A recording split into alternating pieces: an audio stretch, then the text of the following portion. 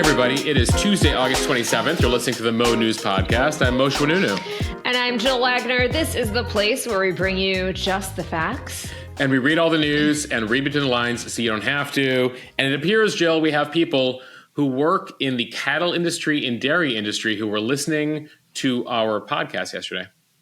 And they have thoughts. Apparently, it isn't the cow farts that are the problem in terms of adding a lot of methane into the air. It's actually cow burps. Correct. We mentioned both, though we really emphasized the cow farts yesterday as the problem. It's the cow burps that are the problem that they're trying. If you didn't listen to yesterday's podcast and you're curious about what this is all about, it's in yesterday's speed read. They're trying to limit the amount of methane coming out of cows. Anyway, correction. We focused on the farts. They still fart. But yes, the bigger issue is cow burps, a major problem.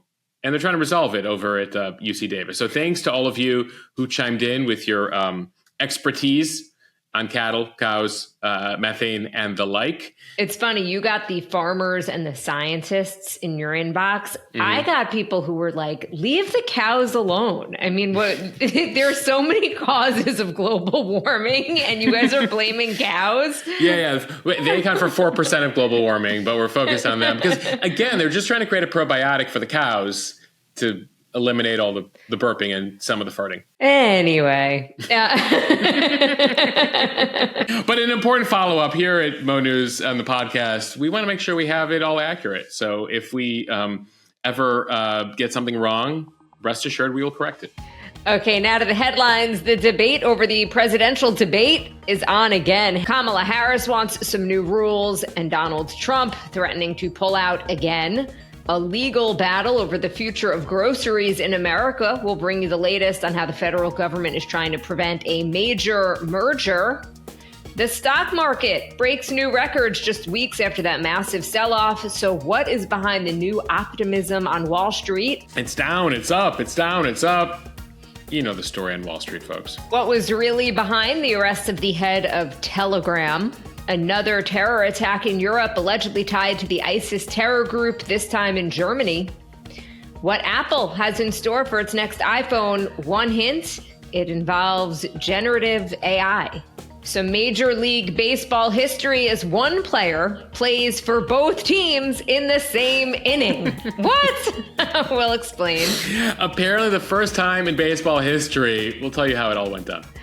And La Bamba is back. La Bamba. Yes. I dare you to listen to this and have that not play in your head. La Bamba is back and getting a remake for the big screen. Plus Moshe is on this day in history. Today's On This Day in History will be taken with a spoonful of sugar. Jill. It'll make the news go down. I was going to say, is it going to make the medicine go down? All right, let's get to the news. The Trump and Harris campaigns are once again at odds over the presidential debate scheduled for September 10th on ABC News, with former President Trump questioning on social media why he would participate in the debate. And Vice President Kamala Harris's campaign asked that both candidates' microphones be live throughout the full broadcast. So that is a change from the rules that the Biden campaign had agreed to for the June debate. This back and forth started on Sunday when former President Trump blasted ABC in a social media post. He suggested that the network's anchors and executives were biased against him and threatened, not for the first time, to pull out of the event. Trump wrote, "I ask, why would I do the debate against Kamala Harris on that network?" A reminder, Trump did agree to this debate when his opponent was Joe Biden. Then when Kamala Harris became the candidate, Trump pulled out, and then he agreed to it again earlier this month, but now it appears that he is backing out again. And it came as Harris's campaign went public with an effort to change one of the agreed upon conditions for the debate, that each candidate's microphone be muted when it is not their turn to speak. They say that the muting rule was something that Biden requested, but it is not something that Harris wants. Privately, the Harris campaign is hoping to leave the mics on in order to try to get Trump to lose his cool and say something inappropriate while she is talking. One person familiar with the negotiations tells Politico she is more than happy to have exchanges with him if he tries to interrupt her. And given how shook he seems by her, he is very prone to having intemperate outbursts. And I think the campaign would want viewers to hear that. Oh, I wonder which side of the negotiations that person was on. Clearly here, she wants to have a moment, Jill, where she can say, I'm speaking here, I'm speaking here. There was a feeling that the Biden agreement allowed Trump to look more presidential by muting his mic, and the Harris campaign says, no, we actually want to keep the mics on here. But the Trump campaign sees this as a bait and switch. They say we want the same rules the campaign does. The campaign says we want to see the same rules as we had back in June. We accepted them. We agreed on them. And ultimately, Harris is trying to change the game here. Funny enough, when Trump was asked about this yesterday, he goes, actually, it doesn't matter to me if the mics are muted or not. I'd actually probably rather have them on, which was going against what his campaign was saying. But then he added, like, well, we have an agreement here. So now he's back to calling ABC bias. So he was in, he was out, he was in, and now he's out again, it appears. We're 2 weeks out from the debate today, Jill. They're set to happen 2 weeks from today. We will see what happens. Remember, it wasn't so long ago, it was about 2 weeks ago, when Trump said, hey, I want to have 3 debates. Now he's pulling out of this debate. He says that Kamala Harris should get involved in the Fox debate. What about the NBC debate? If all this debate chaos seems new to you, it's because it is. For decades, the televised debates were organized by a nonpartisan commission on presidential debates. But this year, the commission was effectively sidelined. Biden and Trump made their own agreement for 2 debates because they wanted to do it early and they wanted to do it different. So now we're living in the chaotic debate era that we haven't had for about 40 years now, after the traditional 3 presidential debates, 1 VP debate. It looks like the VP debate has been agreed to in October between Tim Walz and J.D. Vance. For now, though JD does want extra debates. But this presidential one now up in the air. Again, 13 days and counting here. Not surprising altogether, but we will watch the debate over the debate here, Jill, because ultimately it's notable because many people would say that Trump would benefit from this debate because it'll challenge Harris in a way that she has not been challenged. She hasn't done any live interviews thus far. She hasn't done any press conferences thus far. So can he try to create a moment for himself there? So there are many saying, ultimately this is more important for Trump to do than for Harris to do, given her momentum. We will see what happens. It comes as we believe this week that she will be doing her first interview. So that'll give us a sense of a bit more of what she stands for. There's always, Moshe, a million what ifs and kind of like the revisionist history, but you do have to wonder if the mics were not cut in the first debate, how differently that debate would have gone. And had that debate gone differently, would there have been the pressure on Biden to drop out? Right. Could Trump have held himself back and allowed Biden to basically fall over himself verbally, right? Or would he have interrupted him, thereby making for a slightly better experience watching Joe Biden? We will never know. One would argue, and we've mentioned this on the pod before, 4 years ago, that was the advice one Chris Christie gave Donald J. Trump, saying, do not talk. Let Biden drown himself. He tends to lose his train of thought, etc. One Rudy Giuliani told Donald Trump, you get on top of him. You interrupt him. You make him feel uncomfortable. Well, Trump took Giuliani's advice, not Christie's advice, leading to what ostensibly was the most incomprehensible debate in American history. That first debate back in 2020, leading to the cancellation of the second debate. Add to that, Trump had COVID. It was a whole thing. Anyway, I don't know, alternate history, Jill. You never quite know how things would have gone down. But would Joe Biden still be the candidate? Potentially. It is fun to talk about. I will say that. Totally. We should mention, by the way, while we talk about presidential politics, a key moment yesterday, it was the anniversary, 3-year anniversary of the killing of 13 Marines in Afghanistan during that withdrawal from Kabul, that ISIS bombing that killed 13 Marines. There was a ceremony held yesterday at Arlington National Cemetery. The person who attended was former President Trump, who's very close to a number of those families. You might remember several family members of the Marines who died spoke at the Republican National Convention. He was there making a point of what he calls Biden's failure in that withdrawal. Biden and Harris both put out statements, but were not in attendance yesterday at Arlington National Cemetery. And so that was certainly a story that got a lot of attention in the last 24 hours as well.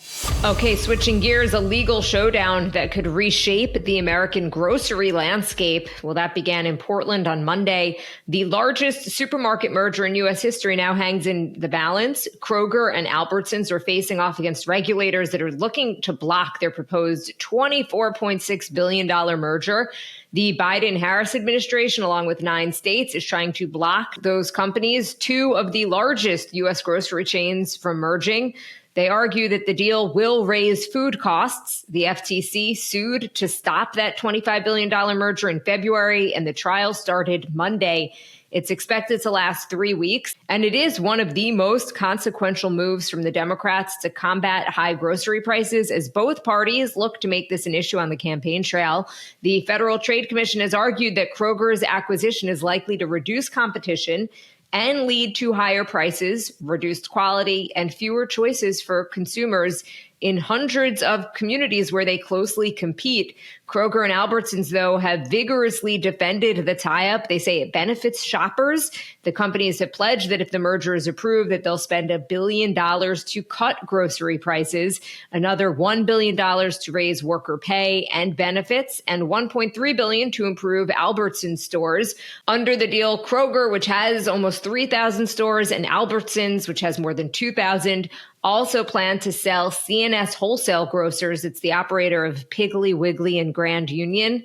They have 576 stores. Part of the trial will focus on whether C&S Wholesale Grocers can successfully run them, or if selling them will lead to even fewer options for consumers. Yeah, so ultimately here, part of the deal is we're going to lower prices, we're going to sell off some of our stores. Ultimately, for the federal government, that's not enough.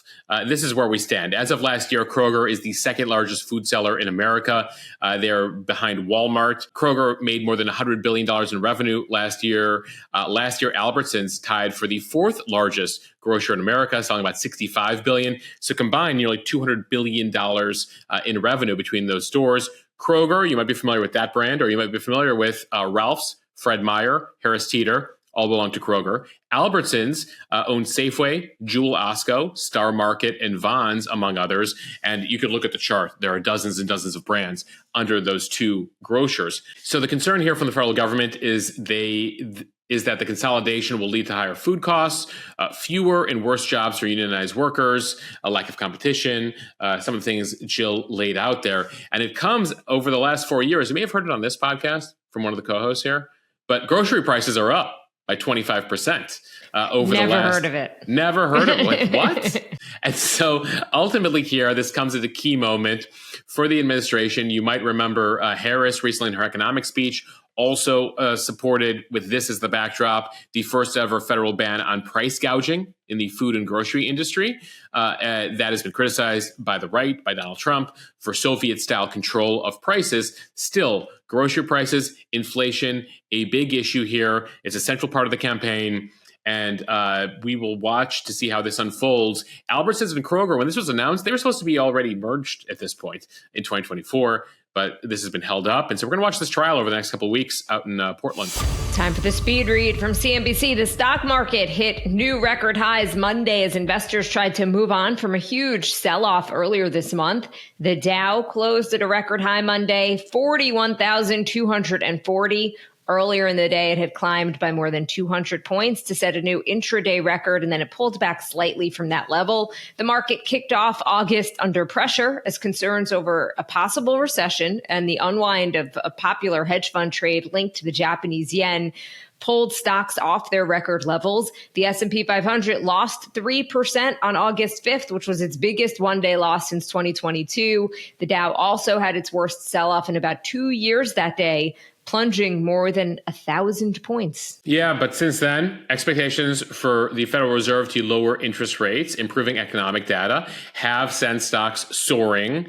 And so the S&P 500 has surged about 8% now since the beginning of the month. It's now about 1% away from its record high back in July. The Dow is up as well. You have seen a slight recalibration, slightly away from tech stocks to energy stocks. At this time, though, tech's still doing very well. And we're going to be watching that Fed meeting next month. Wall Street is anxiously expecting a rate cut, not only in September, but in October, and another one later this year. And ultimately here, you saw some economic data that worried people that they had curbed inflation, but now it's time to cut interest rates. Otherwise, we're going to head towards a recession. And so the Fed is responding to that. And so far, it appears the traders are bullish. From the Associated Press, a follow-up on the arrest of the CEO of the Telegram app in France. French President Emmanuel Macron saying on Monday that the arrest in France of Pavel Durov was not political, but part of an independent investigation. Durov, as we mentioned yesterday, facing 12 alleged criminal violations, according to the Paris prosecutor's office. It said in a statement that the suspected violations include complicity in selling child pornography and in drug trafficking, fraud, abetting organized crime transactions, and refusing to share information or documents with investigators when required by law. Macron said his country is deeply committed to freedom of expression, but, quote, freedoms are upheld within a legal framework, both on social media and in real life, to protect citizens and respect their fundamental rights. Yeah, Durov founded the app. It allows encrypted communications. He is a citizen of Russia, France, the United Arab Emirates, and the Caribbean island of St. Kitts and Nevis. But he happened to be flying in to Paris. That's where he was arrested. Telegram has almost about 1 billion users now worldwide, founded by him and his brother. When they were facing pressure from Russian authorities, it's notable now the Russians are outraged about this arrest, saying, how could you do this to one of our citizens, even though they've been trying to arrest him, and they're unhappy with this creation of his app because the app was created to basically get around Russian authorities and is heavily used by human rights activists, democracy activists, in order to avoid arrest by various authoritarian regimes around the world. It also happens to be used by terror groups, by criminal gangs, by those who exploit children. And that's where Durov seems to be getting in trouble here with the French, is that Telegram is saying, well, how can you arrest him for what happens on his app? Some governments saying, no, you have responsibility for what happens on your app. There's a lack of content moderation. It opens up your platform for money laundering, drug trafficking, exploitative materials. And so we will await more details here, but this is interesting precedent. You do see people really falling along two sides here. Those on the law enforcement, sort of Western government, more liberal side, who say, yeah, this guy should be arrested for what he's up to. And then you have more the libertarian, free speech side. You might have seen statements by RFK Jr., Elon Musk, others who say that his arrest is unacceptable. From the New York Times, the latest on a terror attack in Germany over the weekend. German police are holding a 26-year-old Syrian man in custody on Sunday after a knife attack in the city of Solingen, in which 3 people were killed and 8 injured. ISIS has claimed responsibility for the attack. It happened during a festival on Friday evening in a market square where live bands were playing to celebrate Solingen's 650-year history. The festival was celebrating diversity and history. Mourners made a makeshift memorial near the scene. The suspect turned himself in late on Saturday and admitted to the crime. This incident, along with the group's claim of responsibility, sparked concern among some politicians who urged enhanced security, tighter curbs on weapons, stiffer punishment for violent crimes, and limits to immigration.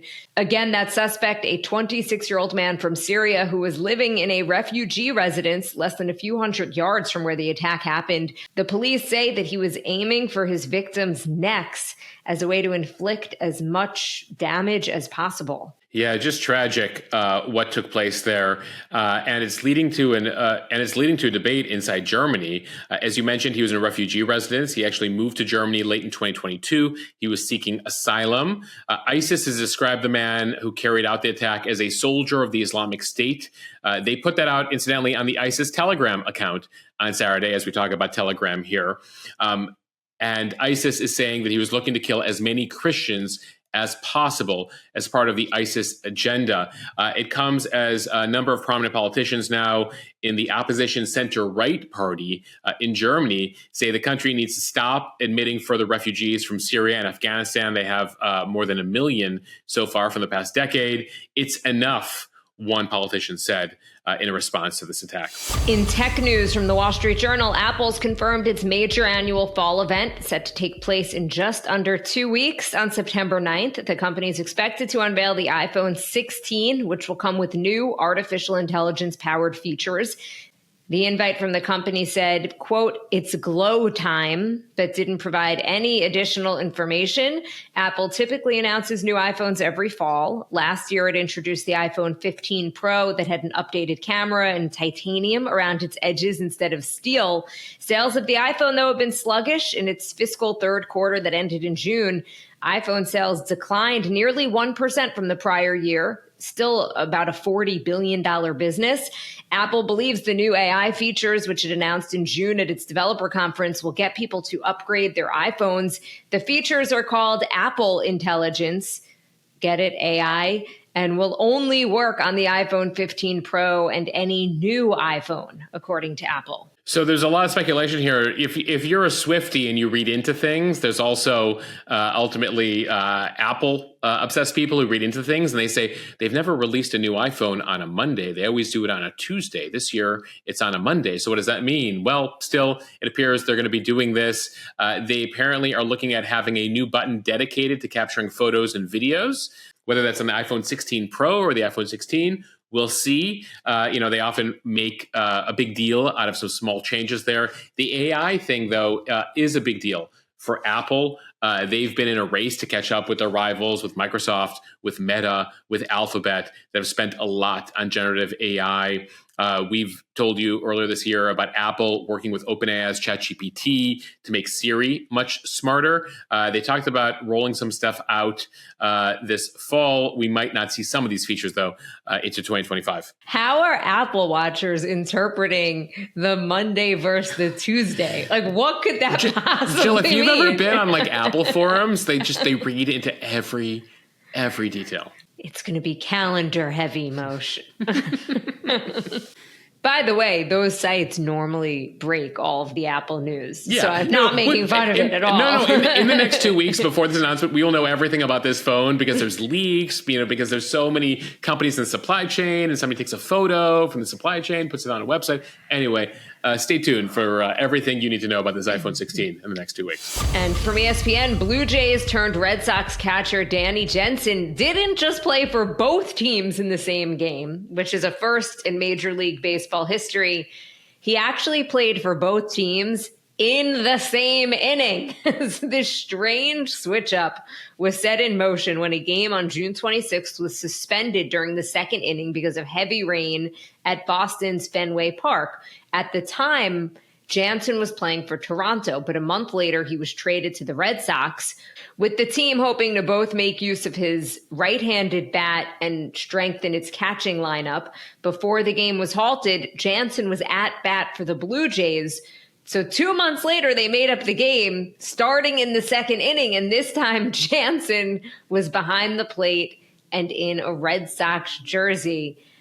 This hurts my head, Moshe. So hold on, just to repeat. The Red Sox are playing the Blue Jays back in June. Rain started falling, and they postponed the game. They're making up the game. And sometimes in baseball, you make up the game months later, right? Well, in that period of time, he's been traded to the other team. And they began the game where it was postponed in the second inning. But he was now catching as opposed to batting. The Red Sox media relations coordinator announcing in a press as the game starts, pinch hitting for Danny Jansen is Dalton Varsho. Meanwhile, there's a defensive change. Danny Jansen is now at catcher. So there you have it. In 60 or so days, a lot can change. We've seen it in the presidential ticket, and we saw it in this baseball game. So it just meant now that he played for both teams in the same inning. He is actually surprised to hear that in 100 plus years of baseball history, this has never happened before. But yet it did. He says anytime you can be part of the great game's history, it's pretty unique. And so he likes being in the record books. Danny Jansen, the only player to play for both teams in the same inning. We should note, by the way, he ended the game 1 for 4. He singled, but it was a win for the Blue Jays, his old team. His new team, he lost. So does it count for him? Like, does he get to count the win? That's a good. I think it's how you finish the game, and but at the end of the day, this is a fun little piece of trivia. If you know anyone who's into baseball. And from Variety, Richie Valens headed back to the big screen. Mucho Mas Media and Sony Pictures have teamed up to develop a remake of the Golden Globe nominated 1987 film La Bamba, based on the life of the rock and roll legend. Lou Diamond Phillips originally portrayed Valens in the original Columbia Pictures movie, which depicts the 17-year-old Mexican-American's rise to fame from field laborer to rock star with a string of hit singles and a date with destiny. Fueled by Valens' hit songs, as well as classic 50s tunes, it recreates the thrilling early days of rock and pays homage to the enduring legacy of the remarkable talent. I remember watching that original film. We had it on VHS back in the day. It was nominated for a Golden Globe for Best Drama. La la la la. I can't. La Bamba. It's impossible to actually, say. Olivia loves it. Alex plays it for her, and she, our 11-month-old, loves it. It was a Song of the Year at the 1988 Grammys. It's actually, the film has been put into the National Film Registry, which recognizes films for their cultural importance. Valens is considered an icon of rock and roll, but of course, his life was cut short at just the age of 17. The day the music died, he was along with Buddy Holly and the Big Bopper in that plane crash. So we'll be looking out for that. That's in the offing. But coming up the next couple of weeks here, you got the Venice Film Festival. So there's a lot of stars expected there in Italy, Jill. Among the premieres, the Joker sequel, Folie à Deux, is premiering in Venice. That'll be in theaters for the rest of us non-Venice Film Festival attendees in early October. Also, Beetlejuice, which brings back Michael Keaton, Winona Ryder, and now Jenna Ortega as their difficult daughter. And then Room Next Door is a film people are looking at. That's with Julianne Moore and Tilda Swinton. So look out for headlines and a couple of the big films coming out this fall. All right, now time for On This Day in History. We begin in 1859. The first commercial oil well is drilled in Titusville, Pennsylvania. On this day in 1964, it's supercalifragilisticexpialidocious. Mary Poppins has its premiere in L.A., starring a new 27-year-old actress many people had not heard of, named Julie Andrews. It turns out that Walt Disney had seen her on Broadway in Camelot and then offered her the role of Mary Poppins. She declined. She's like, listen, I'm pregnant. Go with someone else for your movie, Mary Poppins. He goes, no, you need to be Mary Poppins. So they actually pushed back the filming, letting her go back to London to give birth. And Walt Disney at the time said, we will wait for you. I need you in this movie. When you know, Moshe. When you know, you know. Can you imagine Mary Poppins with anybody else but Julie Andrews? And we should give a shout out to Dick Van Dyke, who plays a couple roles in that film, sort of like Mike Myers in Austin Powers. Wait, what do you mean? What does he play? He plays Bert.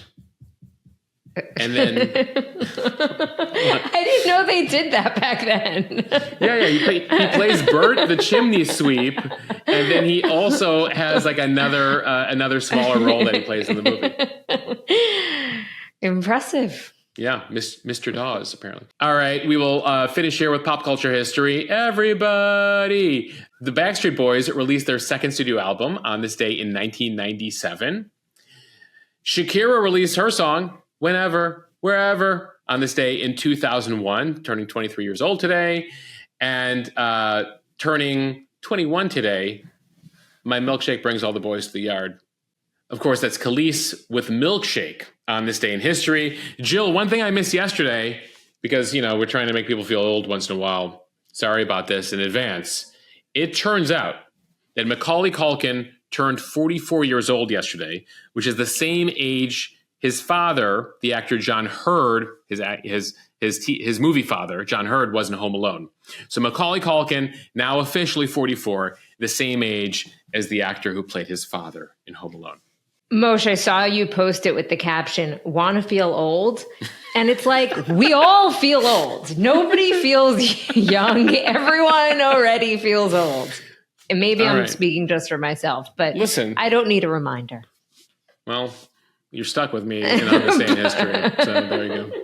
But I did think, actually, looking at John Hurd, I didn't think he looked so old, which maybe means I'm really old because I looked at him and I'm like, he looks like he's in his late 30s. Yeah, you're like, oh, no. He looks like people I know. You know your transition happens when you stop relating to the kids, you start relating to the parents in the film. That's a key moment in history. No, for me, it was really when I was watching college sports. And you know that my house is a big college sports house.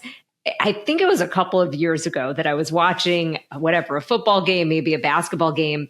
And I just looked at the players and even the kids in the stands. And I'm like, they're such kids. They're so young. And that was when I was like, wow, I'm many years from college. Okay, thanks for my therapy session, everybody. I'm here to listen. So is everyone else on this podcast. I appreciate it. Thank you all for listening to the Mo News podcast. If you like what you hear, please share this with your friends. It will help us grow. Follow us and subscribe so you don't miss an episode, and review us in the App Store. Thanks for listening, everyone. We will see you back here tomorrow.